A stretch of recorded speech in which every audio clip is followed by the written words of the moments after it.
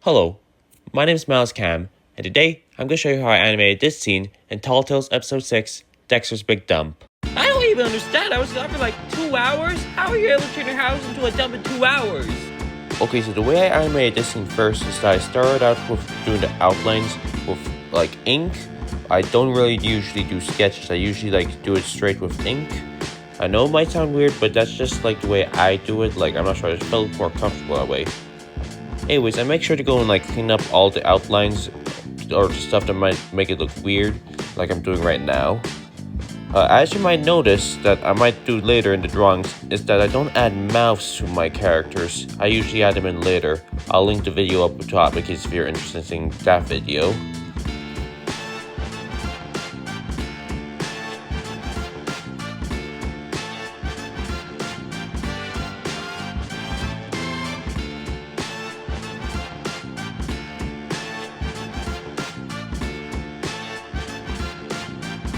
Because after I finish with the drawing, I go straight into color. I color in the character with its essential colors. For Max, I color him orange and white. With one frame fully colored and done, I start on with the next frame. I think this frame is an in-between frame between the first frame and that frame. In case if you don't know, this frame is a smear frame. I added between the two drawings and I tried to make it consistent as possible. I tried redrawing it because I felt like the way I drew it then didn't really match up as right as it should have been.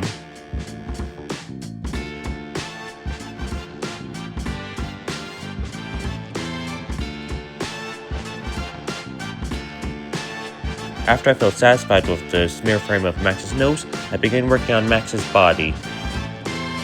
I draw Max's eyes. I tried to go and like transition it to go to what we saw in the first frame. I make it slightly squished.